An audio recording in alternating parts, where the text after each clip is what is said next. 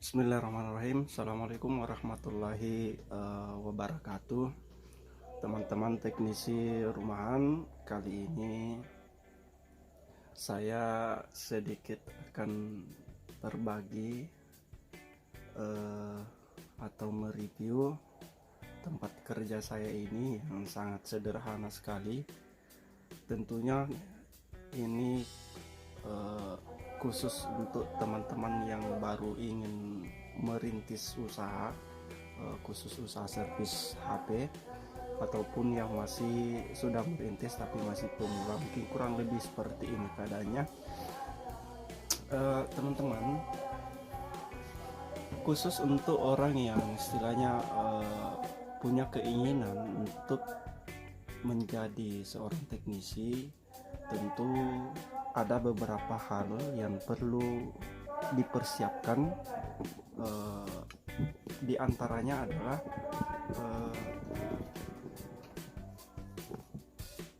alat-alat yang akan kita gunakan untuk proses untuk membantu pekerjaan kita.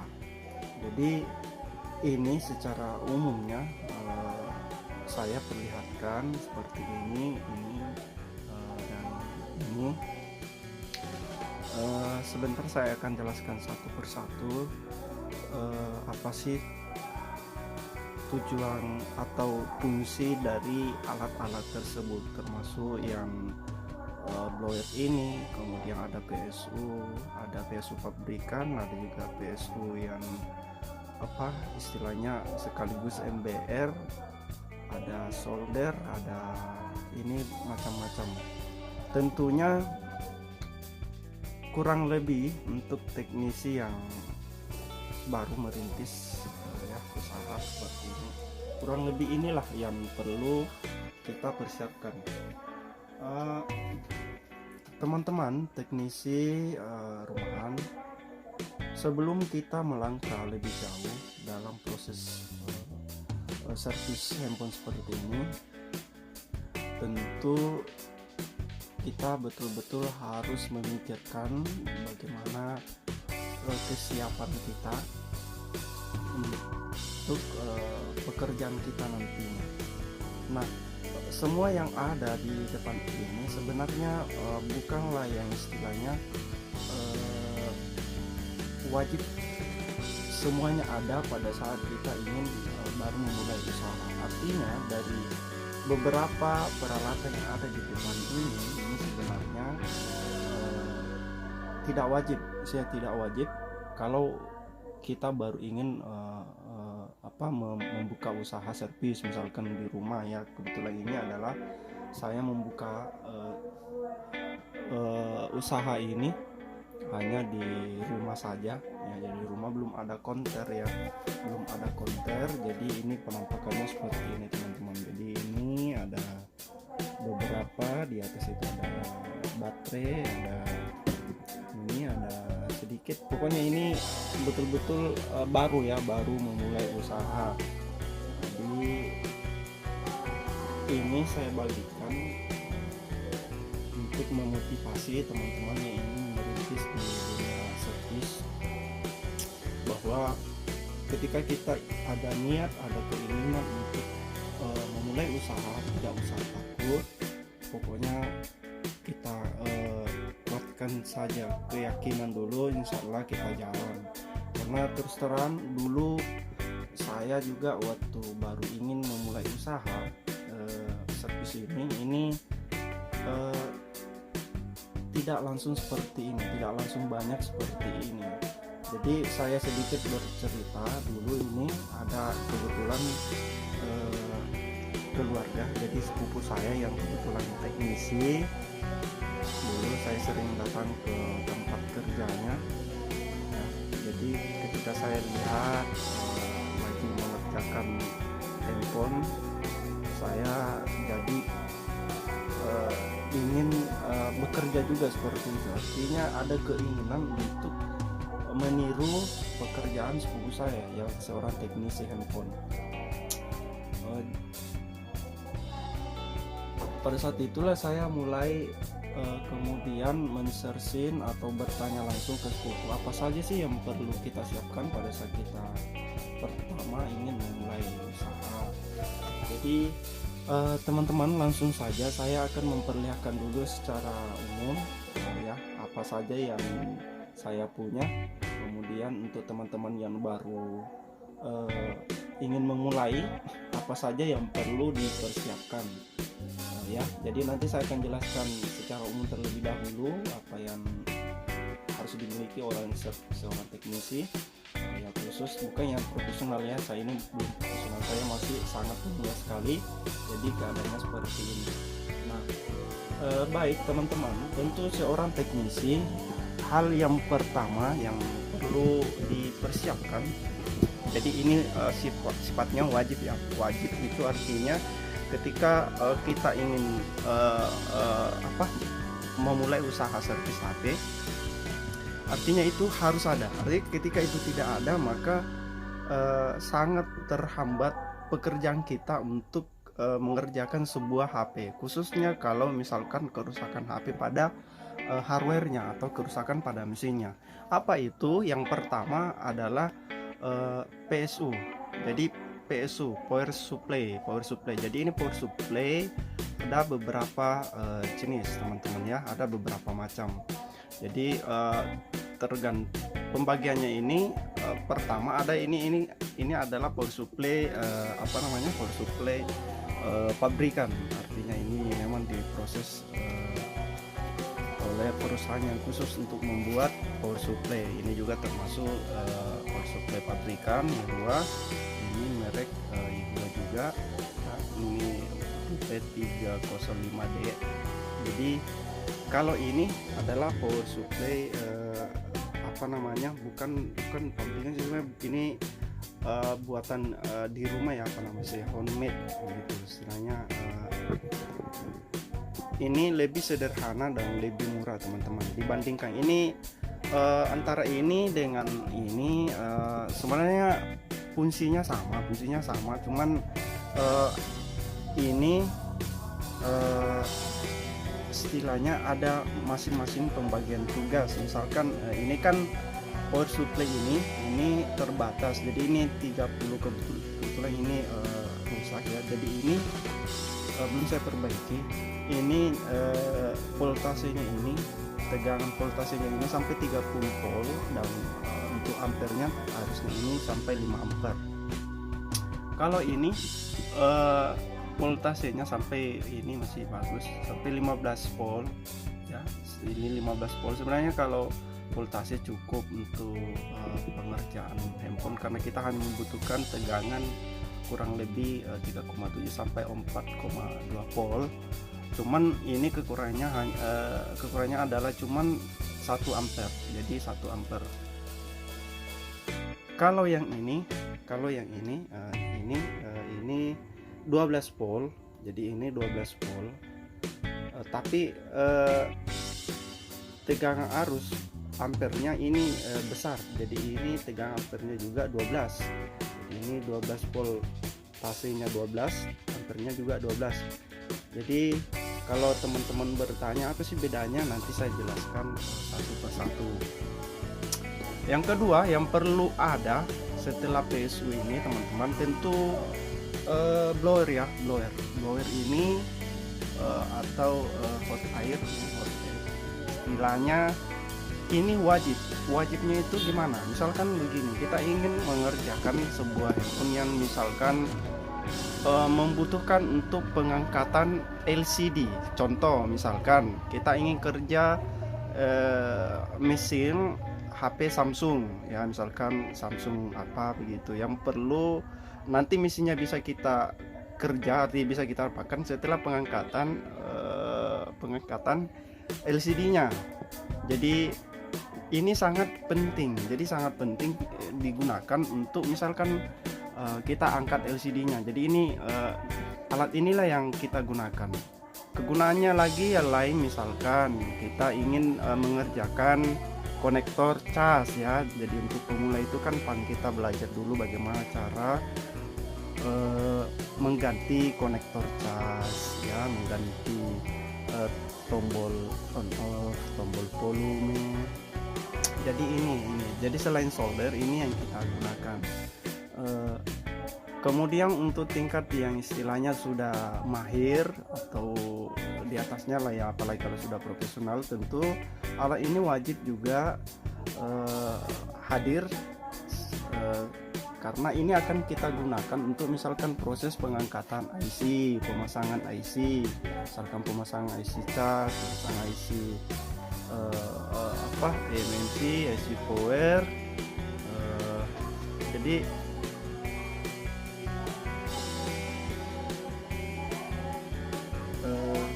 ini sangat wajib ya, sangat wajib. Jadi PSU, kemudian blower. Selanjutnya adalah ini teman-teman. Selanjutnya adalah solder ya, solder. Jadi solder ini wajib kita punya. Jadi kalau baru mau mulai usaha seperti ini ya tentu ini wajib. Wajibnya ini sangat wajib. Jadi sama PSU dengan ini. Karena ini kalau misalkan kita ingin mengangkat konektor cas ya, artinya kita mau kerja konektor cas, tentu kan ini sangat dibutuhkan. Kemudian misalkan ada komponen yang lebih kecil yang ingin kita angkat, misalkan kapasitor atau koil atau resistor, tentu kita juga menggunakan solder ya, menggunakan solder untuk proses pengangkatannya. Nah, solder ini kalau untuk seorang yang istilahnya baru pemula, ini teman-teman saya beli yang murah saja. Jadi ini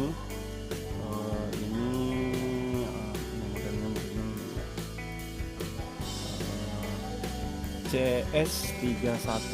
Ini harganya kemarin saya beli kurang lebih 30 ribuan dan di toko lain banyak sekali.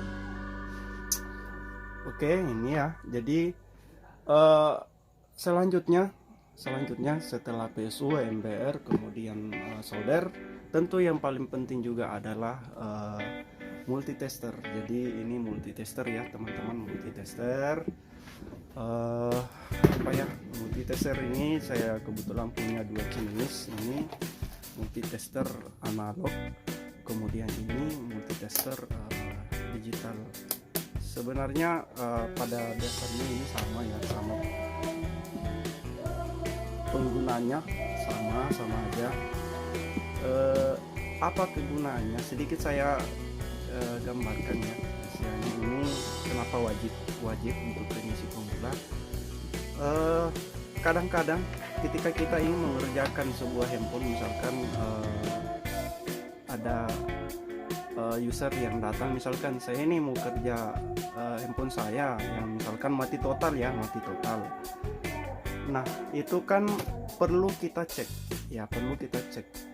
mesinnya, sekalipun PSU juga membantu. Misalkan kita cek di PSU bagaimana pergerakan ampernya, bagaimana keadaan jalur pribadinya, korslet atau tidak. Selain itu, ini juga bisa kita gunakan. Jadi ini kegunaannya adalah sangat penting sekali.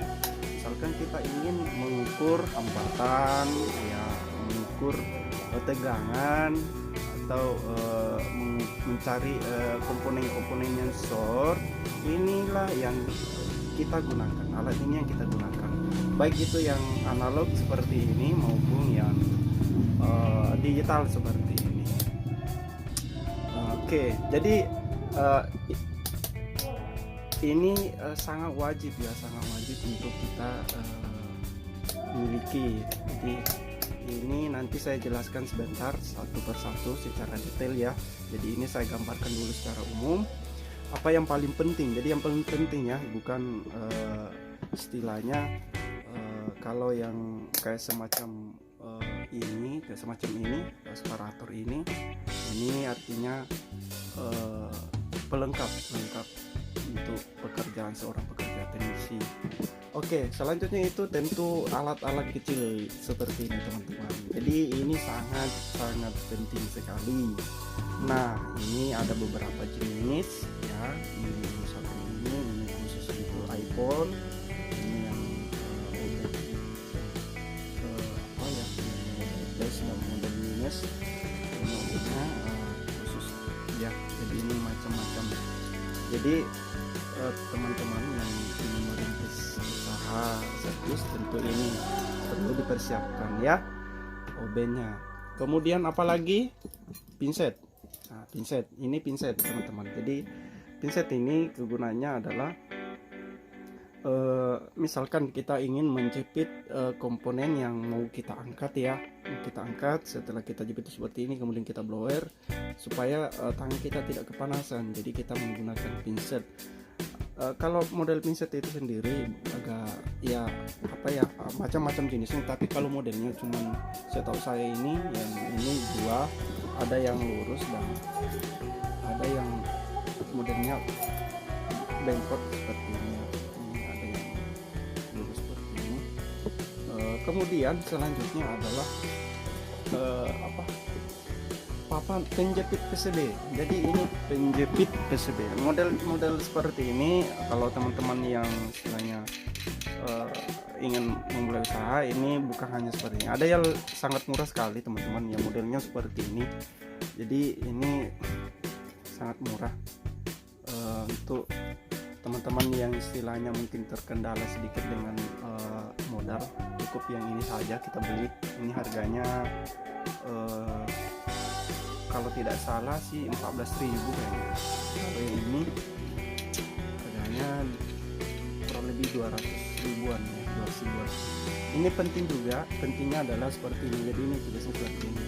Kita ingin kerja misalkan mesin, supaya mesin ini kan tidak goyang-goyang ya, tidak goyang seperti ini, maka perlu dijepit seperti ini supaya tidak goyang. Jadi ini misalkan kita mau angkat IC atau apa gitu, ini pentingnya. Apalagi teman-teman yang tentu saja yang tak kalah pentingnya juga adalah ini teman-teman. Jadi ini ada cairannya, namanya cairan flux. Nah, cairan flux ini harganya sangat murah, macam-macam juga. Ada yang harga 30, bahkan ada yang di atas 30 ribuan. Kalau ini cuma harga 2.500. Saya kemarin beli di toko online ya, toko online. Ini harganya 2.500. Untuk mereknya pun banyak teman-teman. Tujuannya adalah ini istilahnya cairan yang kita gunakan kalau seumpama saya berikan contoh ya, kita ingin mengangkat IC ini, misalkan kita mau angkat IC ini. Nah, itu kita kasih cairan ini di atasnya seperti ini, lalu kemudian kita menggunakan blower, kita panasi. Tujuannya adalah supaya ini tidak terlalu panas dan timahnya cepat meleleh. Jadi tujuan utamanya sih supaya timahnya cepat meleleh dan komponennya bisa dengan mudah kita angkat. Ini kegunaan dari flux, salah satu kegunaan dari flux itu. Kemudian selanjutnya adalah timah cair. Kalau ini tidak terlalu wajib ya, artinya teman-teman yang istilahnya baru betul mulai usaha, ini boleh kita pakai, boleh juga tidak. Tapi yang paling penting kalau timah adalah timah yang modelnya seperti ini. Nah ini teman-teman, nah ini timahnya. Ini saya anggap ini wajib ya. Wajib itu artinya contoh kita ingin kerja yang ringan-ringan, misalkan konektor cas kita mau ganti. Kalau tidak ada seperti ini teman-teman, ini kita tentu terkendala. Jadi ini juga wajib timah. Kalau ini juga timah, tapi ini timah cair. Kalau ini biasa kita gunakan untuk proses ACP ya, angkat cetak pasang, cetak IC. Jadi ini yang kita gunakan. Kalau ini kita gunakan misalkan untuk proses pemasangan konektor cas atau apa begitu. Kemudian tentu ini lem ini adalah khusus ya, lem LCD, lem touchscreen. Jadi ketika kita ingin dapat servisan ganti LCD, ya tentu ini wajib ada. Kalau mereknya ya banyak, tergantung teman-teman, silahkan pilih saja. Saya cuma memperlihatkan satu contoh saja ini ya, LCD. Kemudian apalagi solder wick, ini solder wick. Jadi ini tujuannya teman-teman, ketika kita misalkan kerja IC, lalu kemudian di PCB itu masih ada timah yang istilahnya perlu kita bersihkan. Nah, inilah tujuannya ini. Jadi ini adalah pembersih timah ya, pembersih timah tujuannya. Nah, teman-teman, untuk yang pemula saya kira itu saja dulu yang penting sekali. Artinya pertama ini PSU, jadi tidak usah misalkan beli 3, nah ini PSU pabrika ini enggak. Artinya kalau teman-teman punya budget, beli 1 aja cukup. Misalkan yang sudah seperti ini dulu saya beli kurang lebih 1 jutaan ya, 1 jutaan. Ini kan sebenarnya saya ini kan lagi rusak nih. Ini voltasenya sudah 30 volt, kemudian harusnya ini sudah 5 ampere. Artinya 1 pun cukup sebenarnya, cukup itu dalam artinya seperti ini. Ketika kita ingin menganalisa headphone, bisa gunakan ini. Kemudian ingin menghidupkan handphone juga, ini juga bisa karena ampernya sudah di atas 2 ampere. Kemudian kita ingin misalkan ada kasus short atau korslet, misalkan full short ya di jalur pibat. Nah, ini juga bisa kita gunakan. Kita bisa gunakan untuk tembak, untuk suntik tegangan, untuk mengetahui di mana komponen yang short tersebut. Nah, ini cuma ini harganya saya beli kemarin ya 1 jutaan ya, 1.200.000 kayak. Jadi teman-teman tidak usah, kalau misalnya sudah punya ini, tidak usah beli ini ataupun yang ini ya, ini. Tapi kalau seumpama teman-teman budgetnya terbatas, boleh ini, boleh kita gunakan ini. Ini harganya 100 lebih. Cuman kendalanya ini kan dia ampernya cuma 1. Jadi ketika kita ingin misalkan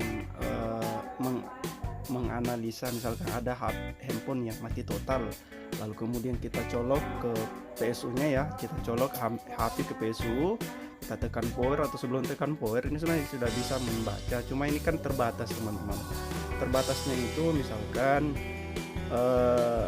apa ya, kalau misalkan kita ingin menghidupkan HP-nya, kalau misalkan mau analisa kerusakannya ya bisa. Misalkan kita ini kan sudah 1 ampere ini, misalkan kerusakannya DC power misalkan mau sampai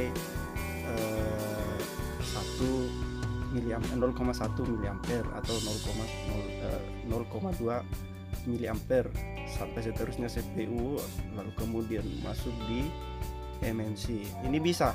Tapi kalau kita ingin menghidupkan HP-nya ini tidak bisa ya.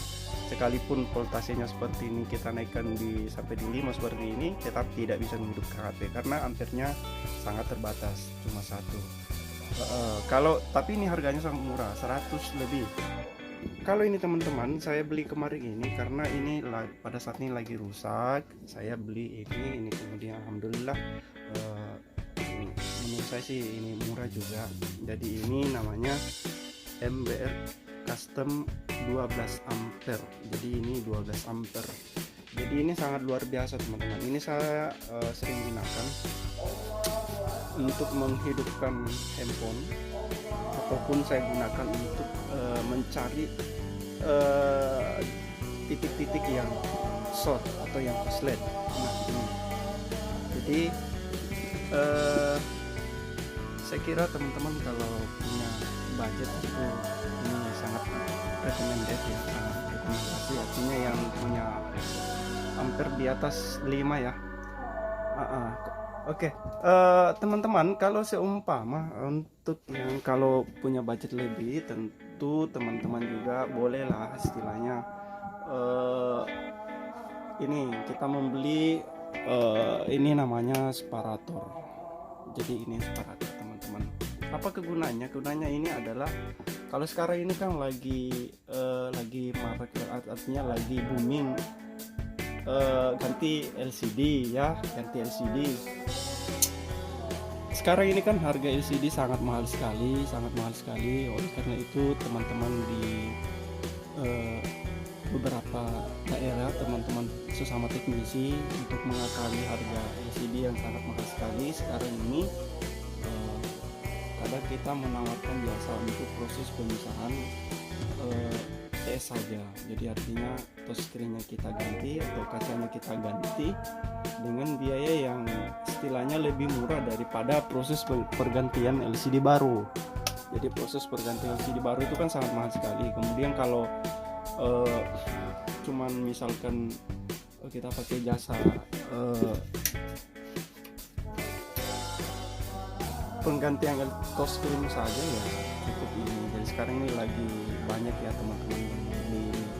Jadi ini juga membantu konsumen, membantu user tentu di istilahnya yang terkendala dengan biaya ini ganti LCD. Kan biasa ada handphone yang LCD-nya LCD-nya masih bagus, namun misalkan pecah atau kan misalkan gerak-gerak sendiri, kan biasanya itu kendalanya adalah di touchscreen-nya. Jadi ketika kita belum mampu untuk mengganti LCD ya cukup kita ganti TS-nya saja. Yang kedua adalah pasangan dari separator ini, pasangan setianya adalah ini teman-teman. Jadi ini adalah bobel remover ya, bobel remover. Jadi tujuannya ini adalah ketika kita sudah pisah TS dengan LCD-nya, kita pisah di separator seperti ini. Lalu kemudian kita ganti TS yang baru ya, TS yang baru.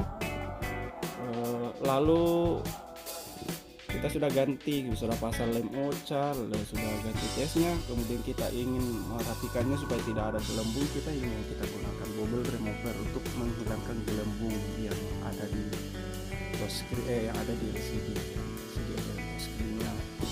Jadi ini hanya tambahan untuk teman-teman yang sedang berusaha servis. Kemudian ini juga teman-teman, ini ada alat saya ini ini sejenis mikroskop juga sih, cuma ini harganya murah teman-teman ya, sangat murah sekali. Saya kemarin beli langsung dari luar negeri, saya beli dari Cina langsung. Harganya ya lumayan murah lah dibandingkan dengan kita ingin beli mikroskop yang yang trikular apa namanya, biasa sering dipakai teman-teman teknisi yang sudah sangat profesional sekali. Jadi tujuannya itu adalah ini membantu kita untuk melihat komponen yang sangat kecil sekali. Jadi misalkan kita ingin mencari tahu komponen apa sih sebenarnya itu, nah ini teman-teman. Jadi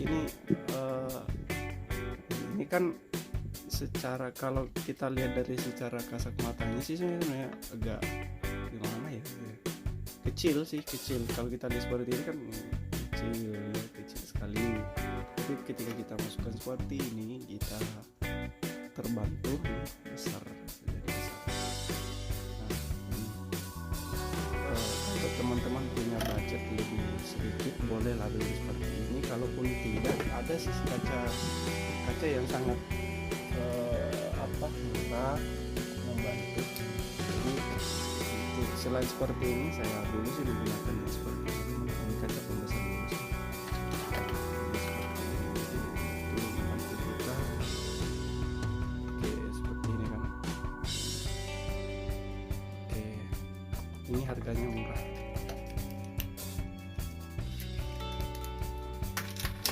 Oke, ini sangat murah. Oke, ini mungkin sedikit yang saya review ya. Jadi istilahnya alat-alat ini bukan yang termasuk ini kan bukan yang saya wajib. Tapi kalau teman punya sedikit modal, boleh kita beli ini separator sekarang. Apalagi ini viral ya, penggantian LCD sangat mahal sekali dan kita kadang kendalanya di situ. Oke, saya sedikit ingin membahas apa sih tugas fungsi-fungsi dari semua peralatan yang kita jelaskan tadi secara sekarang saya akan menjelaskan sedikit secara detail ya.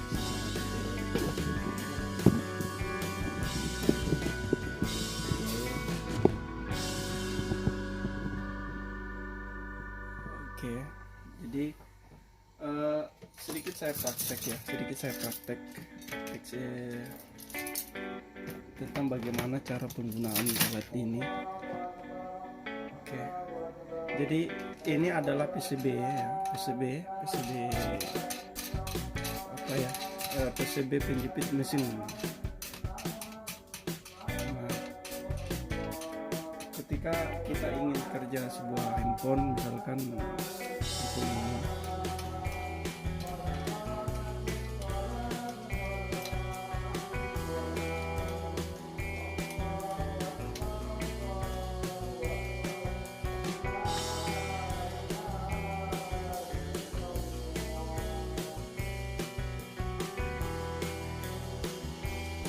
oke, ini sudah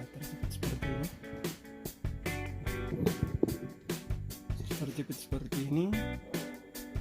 Lalu kemudian taruhlah ketika kita ingin mengangkat salah satu komponen yang ada ini ya, komponen yang kecil-kecil ini. Terus ini tujuannya adalah seperti ini.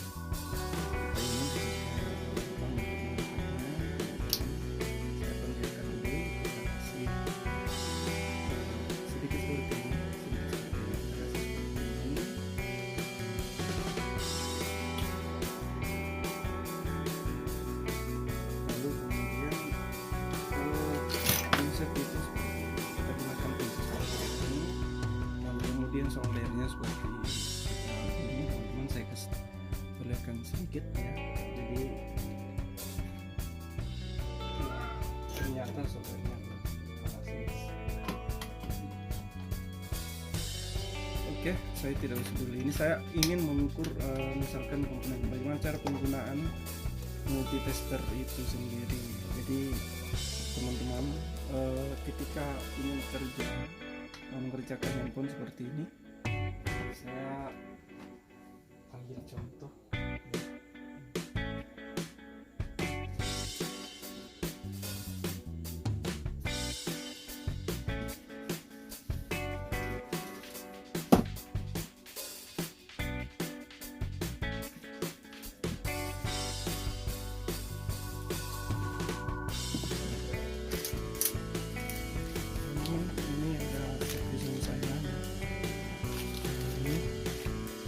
Cas short. Jadi ini katanya isinya tidak short ya.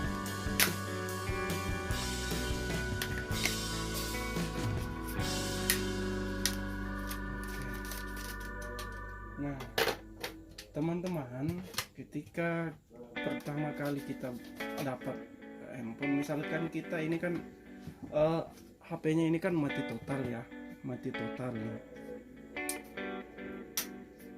Ini mati total. Jadi bagaimana cara pertama menangani ketika ada user kita yang datang bahwa misalkan bang, ini HP-nya mati total nih, bisa diperbaiki enggak?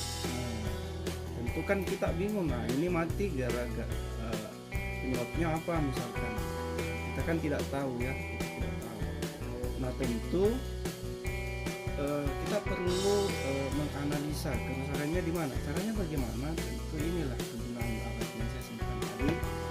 Saya sih biasanya pertama saya menggunakan PSU dulu.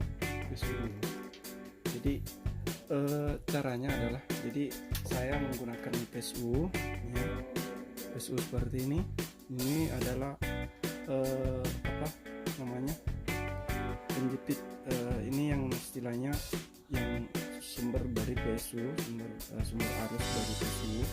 Nah ini kan positif kita cari yang positif yang mana, negatif yang mana. Cuma kan ini teman-teman, ini kan tidak ada tanda bahwa ini positif, ini negatif, ini yang mana sih positif, yang mana negatif. Kalau ini kan gampang, positif itu yang merah seperti ini, yang negatif itu yang hitam seperti ini. Caranya bagaimana? Nah, kita menggunakan multitester. Jadi inilah salah satu multitester analog. Kita setting saja di X1 seperti ini. Jadi ini kalau kita ingin mencari yang source, komponen source, kita setting saja di kalibrasi di satu seperti ini, X1 atau X10 boleh. Oke, saya biasanya menggunakan X1 saja seperti ini. Oke, nah ini kan kita tidak tahu nih yang mana sih yang positif ini dari konektor baterai ini, yang mana positif, yang mana negatif. Nah, kalau kita bingung seperti itu, kita mencari tahunya dengan menggunakan PSU. Oke, kita tes dulu PSU-nya bagus ya. Ini bagus. Oke, nah aturannya adalah ini kan yang positif ya, positif ini yang warna merah, yang hitam ini adalah negatif. Nah, kita kan tidak tahu ini yang mana positif, yang mana negatif. Aturannya adalah ketika ini ketemu positifnya, artinya ketika ini ketemu dengan positif di antara yang tiga ini, 1, 2, 3, biasanya juga 4. Kalau ini ketemu positif seperti ini, lalu kemudian negatif ketemu juga dengan negatifnya, maka jarum di multimeter ini akan bergerak. Tetapi kalau seumpama terbalik, artinya positif ternyata saya letakkan di negatif, yang negatifnya di positif, itu jarumnya tidak akan bergerak. Jadi oke, langsung saja saya ini mau mencari positifnya yang mana, negatifnya mana. Oke, ini positif, ini negatif. Nah, kita tes saja seperti sembarang saja. Kita taruh satu ini di konektor baterai yang satu seperti ini, yang hitam. Lalu kemudian yang merah ini saya taruh seperti ini. Ini naik guys ya. Jadi jarumnya kita perhatikan jarum. Ini naik. Artinya penempatannya positif yang ini, negatif yang sebelah sini. Ini. Tapi kita balik. Jadi kita balik dulu. Apa betul positif di sini, negatif yang sebelah di sini ya. Kalau ini tidak bergerak berarti betul ya, betul. Biasanya kan positif itu di pinggir ya, di pinggir. Oke, nah, kita balik seperti ini, positif kita taruh di ujung sini, kemudian negatif di sini. Kalau ini bergerak berarti ada kerusakan di mesin. Kalau tidak bergerak berarti mesin ini istilahnya jalur pibatnya aman, dan posisi konektor baterai positifnya betul yang di pinggir sini. Nah ini teman-teman. Ini kan goyang juga, ini goyang. Jadi kita tidak tahu positif yang mana, negatif yang mana. Oke, positif yang mana, negatif yang mana. Karena ini dibalik pun begini ya goyang juga. Goyang juga. Tapi teman-teman bisa memperhatikan goyangnya, perbedaan jarumnya ya, letak jarum bisa diperhatikan teman-teman. Ini tidak full ya, tidak full ke sini, tidak full. Jadi dia ini berada di angka 2, 3 dan 2 ini ya. So itu perhatikan teman-teman. Oke ya. Tunggu. Oke, kita perhatikan ini. Nah, oke. Nah, saya taruh ini di sudut ini ujung luar, yang positif seperti begini, negatif di sini. Jarumnya ini tidak full ya, tidak full. Ini istilahnya tidak full sampai ke sini. Coba kita balik, apakah ini full atau tidak? Oke, coba kita balik teman-teman. Sama, ternyata sama teman-teman. Oke, kalau seperti ini berarti HP ini adalah full short. Jadi kita dapat HP seperti ini, kita sudah tahu oh HP ini full short, artinya kerusakannya ini karena korslet full. Jadi karena korslet full. Jadi kita sudah tahu. Jadi dari proses analisis dari multitester ini kita sudah tahu bahwa handphone ini mati karena full short. Oke, saya coba HP yang normal teman-teman ya. Saya coba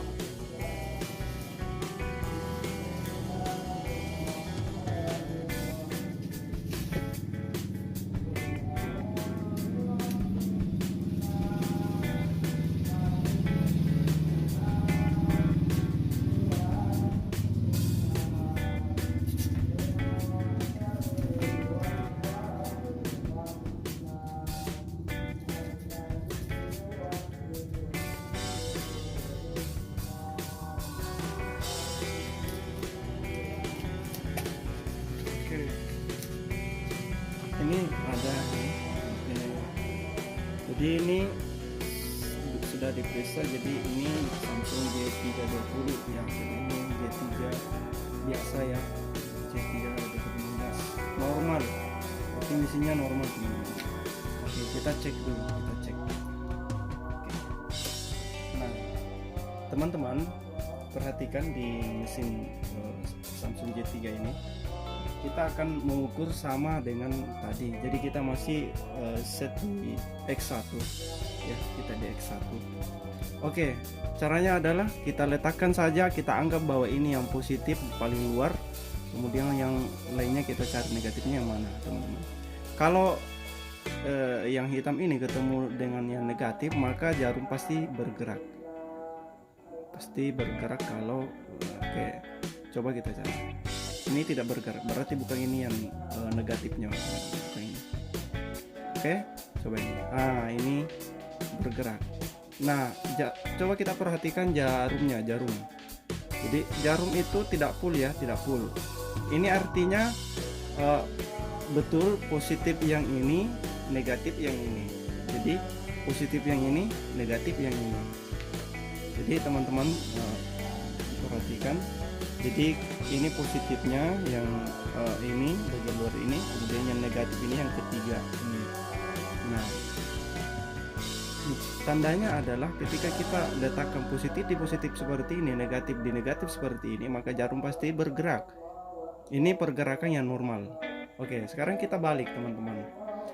Nah, HP yang normal itu ketika kita balik posisi negatif ke tadi ke konektor positif seperti ini, lalu kemudian yang positif kita taruh di konektor yang negatif seperti ini, HP yang normal itu tidak akan bergerak, jarumnya tidak akan bergerak. Kalau dia bergerak tentu HP ini dipastikan juga rusak, mesinnya rusak ya, mesinnya rusak.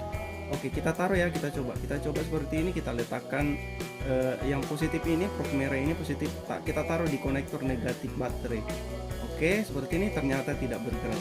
Kita perhatikan jarumnya, ini tidak bergerak ya, tidak bergerak. Tapi kalau kita balik seperti ini, positif ke positif, negatif ke negatif, seperti ini dia bergerak.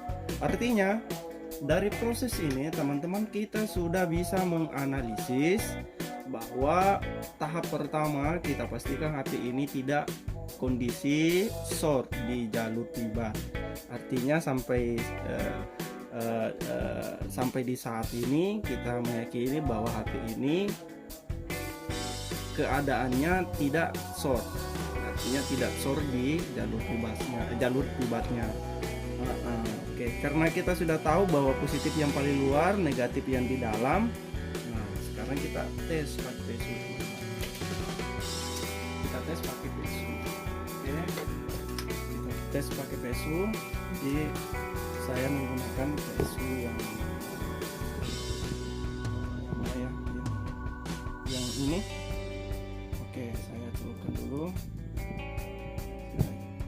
Jadi kan yang positif itu kan yang merah teman-teman, ini ya yang merah, kemudian ini yang negatif. Tadi kan kita sudah tes positif itu yang di luar, ini yang paling luar. Nah positif kita tancapkan yang dari PSU ini, yang positif ke positif seperti ini. Oke, seterusnya yang negatif ke yang negatif seperti ini. Oke, ini sudah ya. Nah mari kita lihat bagaimana pergerakan jarum ampernya di PSU. Oke, lihat dulu teman-teman, kita lihat ya, kita lihat. Nah teman-teman, ini kan yang putih ini yang putih ini masuk di sini. Oke, masuk di sini. Oke, itu. Jadi HP yang normal itu ketika kita colokkan seperti ini ya, pergerakan ampere di PSU itu tidak bergerak, Oke, tidak bergerak. Nah bagaimana caranya? Kita cari tombol powernya yang mana. Oke. Ini guys, tombol power. Tunggu dulu, saya cari posisi yang bagus untuk kameranya, jadi supaya saya bisa menjelaskan apa namanya, fungsi dari PSU itu, bagaimana kita menganalisa kerusakan HP berdasarkan melalui PSU ya.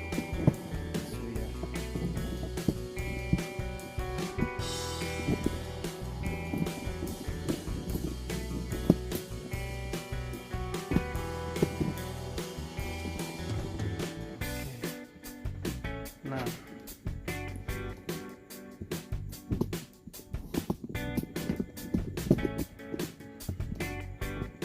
oke,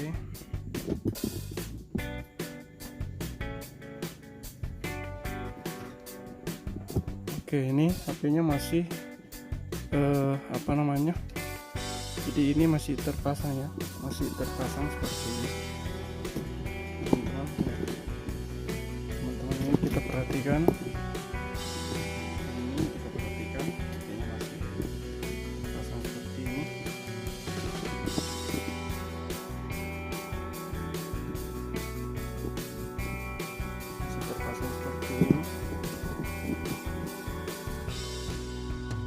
Oke, selanjutnya kita cari tombol powernya ya,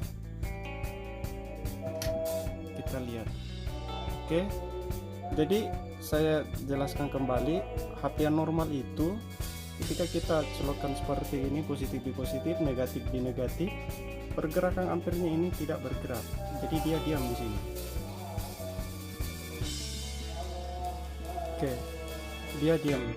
Nah bagaimana ketika kita menekan power? HP yang normal itu ketika kita tekan power seperti ini, maka jarum ampernya ini akan bergerak naik di 0,1 ampere atau di atasnya, goyang-goyang, kemudian loncat naik di atas 0,2, lalu kemudian turun sedikit, baru loncat naik di 0 sampai seterusnya. Nah itu yang normal, dia goyang naik sedikit, goyang. Ketika kita lepas power dia juga turun, ketika kita tekan power dia naik, lepas power dia turun.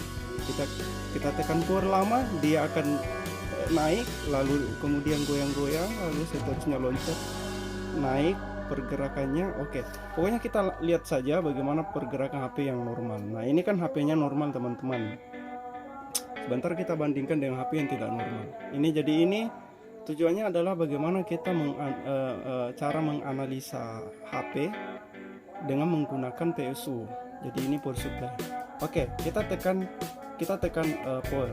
Coba kita perhatikan ini teman-teman ya, kita perhatikan ini. Nah itu Jadi ada pergerakan ampere. Kita tekan power seperti ini, naik. Jadi dia naik di ini guys ya, di ini teman-teman ya, naik di sini 0,1 mili ampere. Kita tengah seperti ini, dia naik, lalu ketika kita lepas dia juga ikut turun. Nah seperti ini. Kalau ini tekan lama, ini begini pergerakannya seperti ini teman-teman. Nah itu, jadi pergerakan HP normal itu seperti itu teman-teman ya.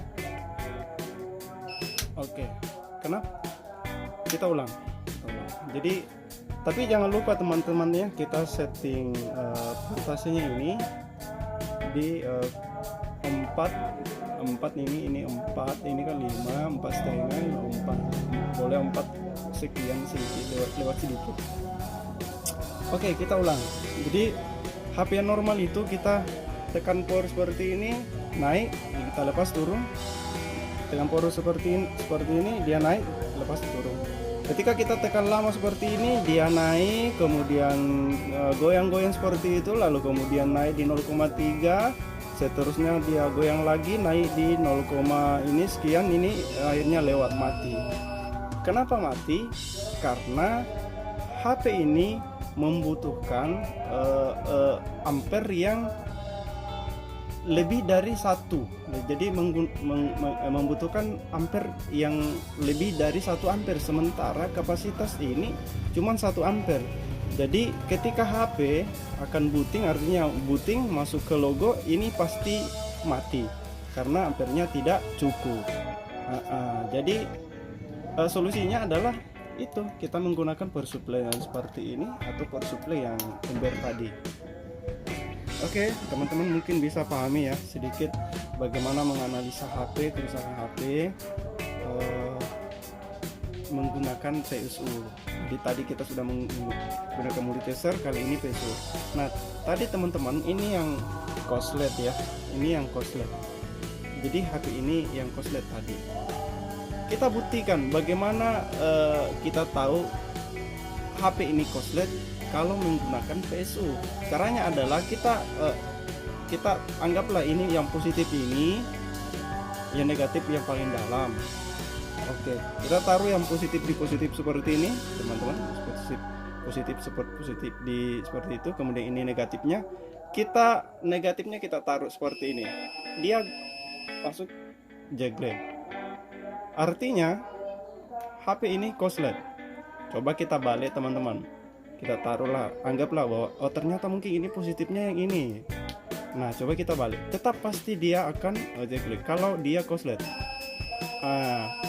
Oke.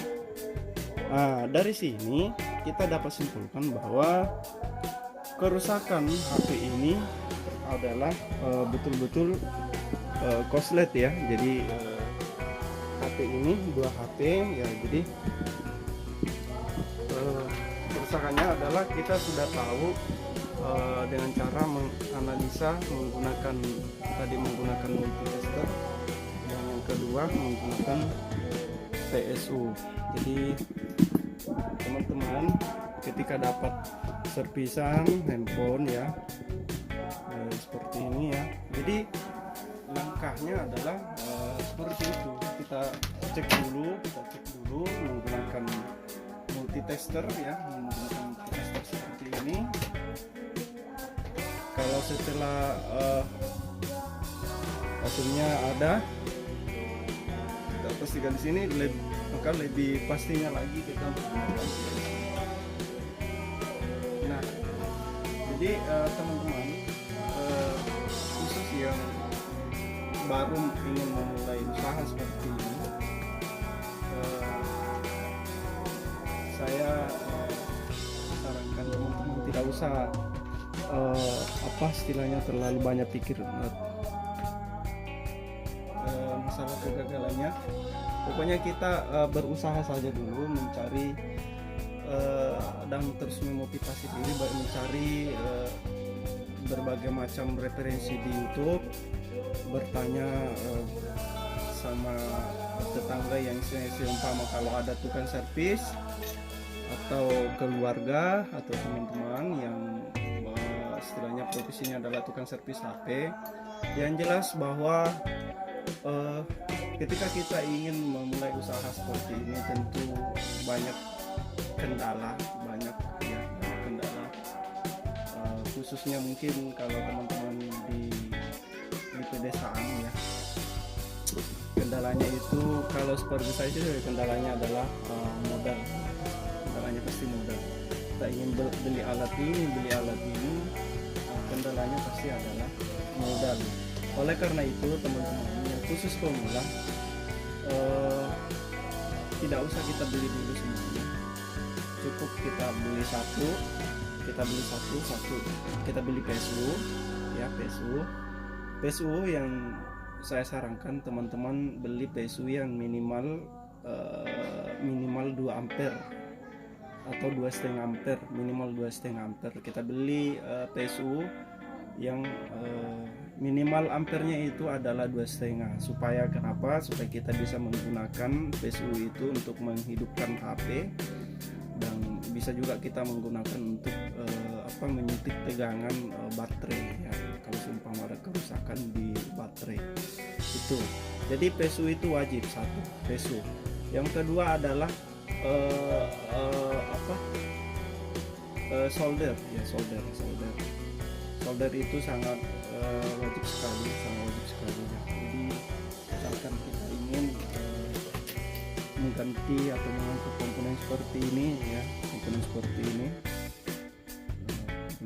ini kan wajib kita memiliki solder teman-teman. Jadi kalau misalkan ada kerusakan korslet ya, seperti tadi ya, korslet short atau korslet short full, misalkan kita sudah tahu ya, misalkan komponen yang short itu adalah kapasitor ini, misalnya kapasitor ini. Nah, kita harus menggunakan solder untuk mengangkat seperti ini,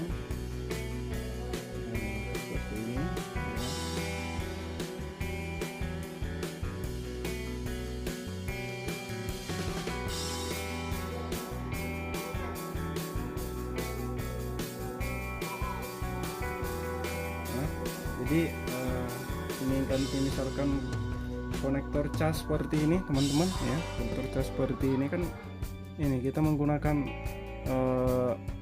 menggunakan solder untuk memanaskan timahnya seperti ini, supaya timahnya ini konektornya ini bisa kita angkat ya, itu. Yang ketiga, jadi yang pertama PSU, kedua solder, yang ketiga adalah multitester ya, multitester. Teman-teman bisa menggunakan multitester analog seperti digital seperti ini, kemudian bisa juga menggunakan multitester analog seperti ini ya. Kalau saya sih menggunakan dua-duanya. Jadi ini bagi tugas teman-teman ya, bagi tugas itu bagaimana maksudnya? Kalau saya cek mixing dulu, saya biasanya menggunakan yang analog seperti ini dengan kalibrasi satu seperti ini. Ini membantu saya untuk mengetahui HP itu korslet atau tidak. Seperti tadi ya, ketika korslet gampang sekali kita cari. Kemudian untuk misalkan mengukur tegangan baterai, nah, kalau kita ingin mengukur tegangan baterai, cukup kita pindahkan seperti ini, di DC polnya 10 ya, DC pol 10 seperti ini. Kalau di analog kita atur di 20 ini, seperti ini 20 dengan lamban seperti ini, pol ya seperti ini kita atur ke 20 karena tegangan baterai itu kan di atas 2, di bawah 20, jadi dia kan antara 3, sekian sampai dengan 4, sekian, jadi kita ke 20. Lalu kemudian kalau seumpama kita ingin mencari jalur yang short ya, kita kalau multitester itu kita taruh di mode buzzer seperti ini, mode dioda mode buzzer seperti ini. Kalau di analog kita ke model buzzer seperti ini. Bisa juga menggunakan yang kalibrasi X10 atau S1. Lalu kemudian kita cari mana komponen yang short. Selanjutnya ini yang ketiga itu kemudian yang keempat adalah blower ya.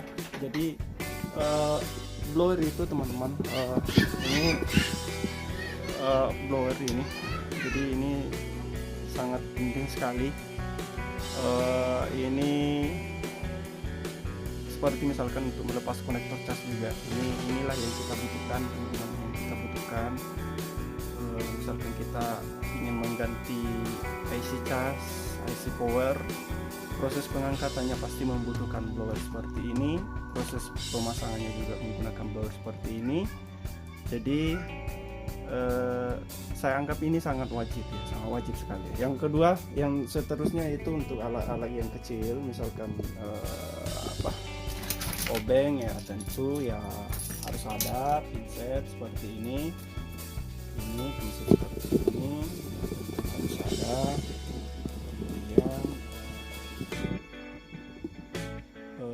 Kemudian flux seperti ini ya, ini pinset, obeng, sukus dan seperti ini. Inilah yang wajib teman-teman, inilah yang wajib. Jadi saya ulang, 1 PSU, kedua solder, 3 blower, keempat multitester, kelima ya obeng yang kecil-kecil seperti ini, flux. Kemudian timah ya, jadi timah yang seperti ini teman-teman, bukan timah cair, timah yang seperti ini. Inilah yang wajib betul yang harus kita miliki kalau kita ingin merintis usaha yang istilahnya terbatas modal. Jadi kalau yang punya modal sih ya boleh ditambahkan, misalkan yang seperti ini, separator seperti ini, bubble remover yang kemudian mikroskop seperti ini, boleh lah kalau ada modal. Tapi kalau tidak ada, yang tadi saja yang saya jelaskan. Teman-teman, mungkin inilah sedikit yang bisa saya review, saya bisa bagi ke khusus teman-teman yang ingin merintis usaha servis ya, sekalipun sangat sederhana seperti ini. Mudah-mudahan ini nanti bisa berkembang seiring dengan berjalannya waktu, karena kita percaya bahwa setiap usaha itu memang sangat membutuhkan tekad yang kuat, modal untuk menjadi usaha yang besar. Tapi bukan berarti teman-teman kita yang penuh dengan keterbatasan, khusus keterbatasan modal, lantas kita tidak bisa menjadi seorang teknisi. Intinya teman-teman merintis usaha servis seperti ini, apalagi kalau di kampung kita belum ada seorang teknisi, boleh kita belajar lebih saja alatnya yang bisa disebutkan tadi, lalu kemudian kita banyak tonton di YouTube, perbanyak bergaul dengan teman-teman teknisi, perbanyak bertanya. Saya kira itulah kunci bagi seorang teknisi, calon teknisi yang ingin belajar dan kemudian tidak ada modal untuk ikut kursus. Saya sarankan untuk memperbanyak nonton di YouTube banyak, kemudian perbanyak bergaul dengan teman-teman yang teknisi,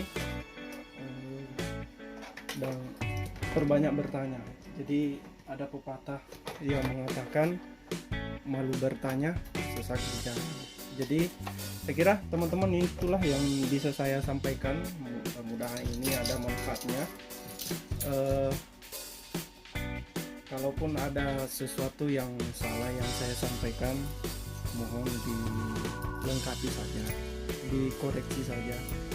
Saya kira kalau teman-teman yang sudah master tentu ini konten ini mungkin tidak penting lagi ini. Jadi khusus saya bagikan untuk teman-teman yang ingin merintis usaha ataupun siapa saja yang ingin memulai usaha servis, kemudian betul-betul ingin usaha biar di rumah. Inilah ya sedikit yang saya punya. Mungkin itulah yang bisa saya sampaikan. Sekali lagi mohon maaf. Kalau teman-teman berkenan silakan di subscribe ya, di subscribe, like, kalau bisa di share juga. Sekian dan terima kasih. Billahi taufiq wal hidayah. Assalamualaikum warahmatullahi wabarakatuh.